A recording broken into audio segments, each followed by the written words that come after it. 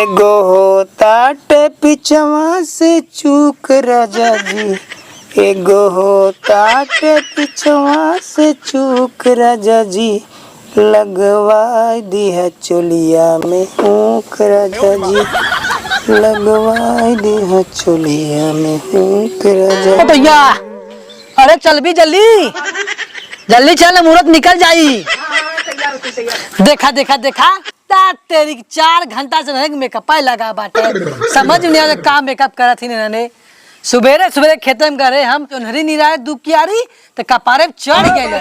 चला चली 7 बजे चढ़ गई कपारे पे, और यहाँ 3-4 घंटा मेकअप होता, इनका मेकअप नहीं खत्म होता हुआ घरे। सुबेरे सुबह चुनहरी निरावे दुकियारी में निराए हो, सुबह सुबह चली आयल। चला बाबू मुहूर्त निकलत हुआ, अब इनकर ना मुहूर्त निकलत हुआ। 4 घंटा से मेकअप करत है नहीं में, चल भी ना खा रहे तो यहाँ जल्दी चल। तेरी की एक से एक पतोवाल है। जवान पसीना होता बिल्कुल बहाल जाता। हाँ बाबू चला तय, बस तैयार हो गया। जल्दी चल, तुम मेकअप हुआ हो। हाँ बाबू अब मेकअप न करब, अब चलते चल जल्दी, लेट होता नहीं। वही मेकअप करब, कुल भर लेते ही। चला अब वही करे भैया घरे।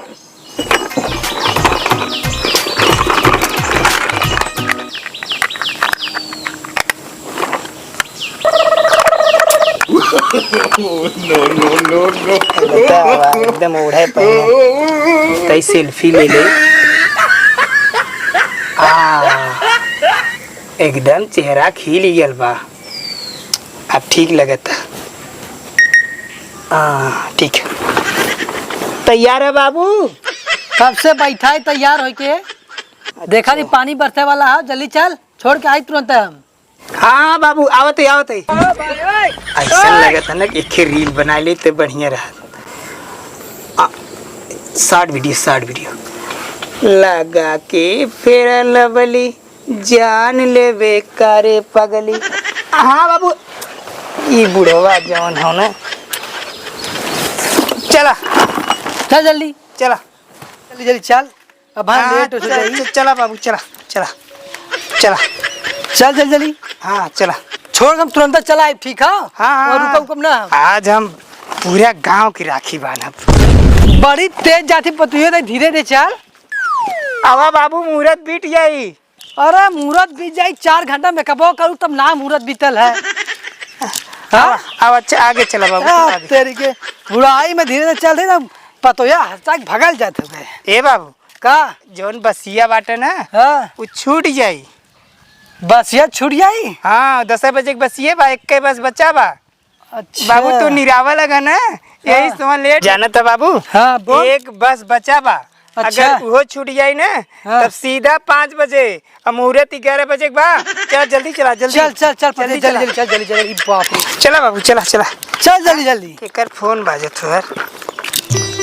हेलो, हाँ बहनी तू आ गेलू? अरे भाई तुम घरे से निकले है। ए बहनी हो राखी देखा संगे बांधल जाई, ठीक अगाही जिन मारे ना। हाँ कौन मिठा लिया लो? का 10 रिकीम के मीठा? हाँ तो हम 11 रिकीम के लिए। हाँ ठीक है, लेकिन राखी बानू जिन तू, ठीक है। हाँ हम आइए तब बानू। चला बाबू जल्दी चला। सुन जल्दी अरे बाबू जल्दी चला, हमारी बहनियों आएगी। अब हम कचरिया तब। जल्दी। अरे कक्का तू कहाँ जाता हो? अरे कक्का मोर कक्का जिंजा दे। मोर कक्का जिंजा कक्का जिंजा दे कक्का। अब जावा तू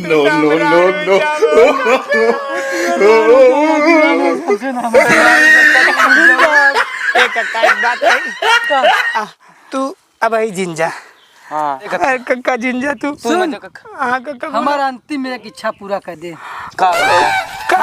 तो का अंतिम इच्छा कक्का?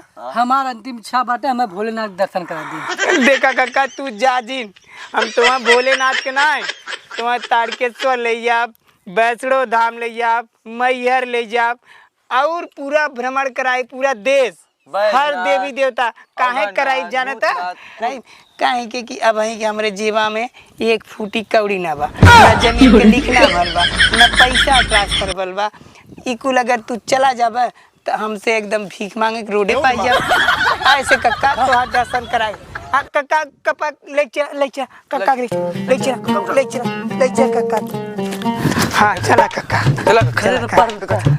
चला ए कक्का ठीक होतन का लगत हो ए कक्का एक बात कही कक्का एक बात कही मन बा का कहा था हमने कि अब तो तू ठीक ठाक लगत है ना चलता खेतवा लिख देते अरे बाप रे बाप अब भाई तो हमें दर्शन कर ले जाते हैं ना कक्का दर्शन कराई दे तो ठीक होता है पहले खेतवा लिख देते ना तो बढ़िया करते ऐसा ना कि अब भाई हम खेत ना लिखब हाँ। पहले मैं दर्शन करा चल के चल चला कक्का चल यार भाई चला तू कहाँ गए तो बड़का भैया चला चला बुलाओ थी बैठा बैठा अरे बैठा बाप बुलाओ रे बाप बैठा बैठा चल आएगी खड़ियो फिर बैठा देता है भैया हो आवा वाह दर्शन वर्शन ना करेबे तो रहने करावा थी भैया अब है गए पैसा आना है पैसा दे हम अपने खिसवा में ले ना ढेर के ले हैं हाँ इधर ए ही है। भैया कक्का ठीक हो गया का हाँ हाँ ठीक हो गया कक्का दवाई भोलेनाथ की जय भगवान। कक्का ए कक्का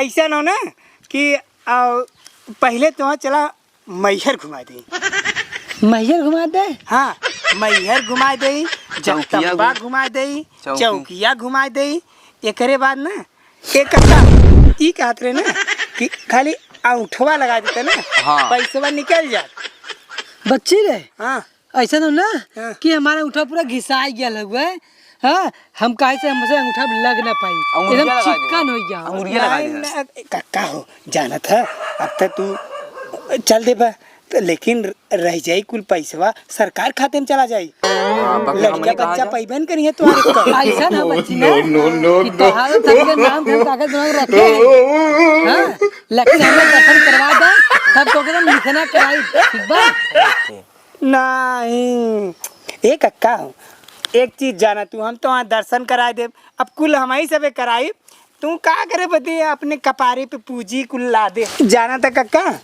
अब तो तू ठीक हो गया अब पहले सारा काम कई दे कागज वाला अच्छा हाँ नहीं कहिए कोकर बताओ कक्का चलिए कुछ लिखे उन्हान लिखे के ना। कुछ मिलबे नहीं कर खाली बैठ के हमने कटोरा लग भीख मांगा अब भाई हम न जा जौन तू सोचत हुआ अच्छा एक कक्का हो तो तू काहे ना उठवा लगाई था और लिखनवा काहे था हाँ कक्का हे भगवान ये दोनों मिला एकदम परेशान करे लिखना कहदा कहा था ये वकीलवा गा हुआ अपने घरे वकीलवा?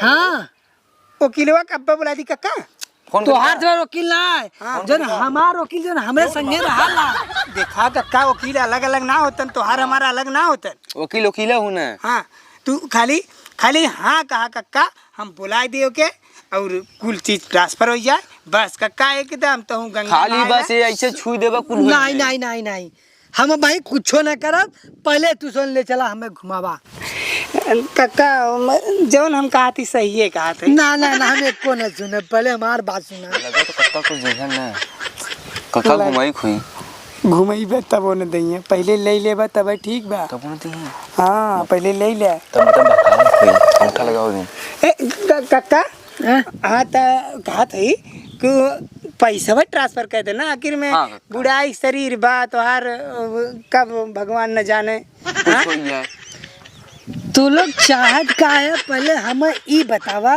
हमें घुमावा ले चलबा खाली में बहाना करता है नहीं कक्का तुम्हें घुमावे ले चला लेकिन एक बतिया कक्का हमार तू मानत ना है कहा थे ना कि खाली उहे खेतवा लिख देते हाँ कक्का ऊ खेतवा हाँ ऐसे ना ऊ खेतवा ना जब तोहार माई बीमार रही ना ऊ खेतवा हम लिखवा दे आई 2 लाख में बेच चुका है ना पता है कहा तो सबके वो लिखाई गया ऊ खेत बेच दे हम और ऊंचवा वाला हाँ ऊ जो वाला हाँ हुआ एक बार जाके देखा ऊ जो माटी खनवा दे है ट्रैक्टरी से वो बेचवाई वाला है और केहू कक्का पैसा वैसे ना ले हैं नहीं पैसा केहू से ले तो ना है हाँ लेकिन अगर न घुमावा जाबा ना अच्छा वो खेतवा वो काहे बोत और रेहन वहन तो ना रखे है कोई हाई वाला हाउ जो खिलाऊ तो डरा दतिया वाला है जो नरिया छीटे हो ऐसा हो ना कि एक दिन हम बैठे रहे तो हमारे पास आयल कहा था कक्का हो हमें कतो धान बोए खेती ना मिलत हुआ है देता हम बोले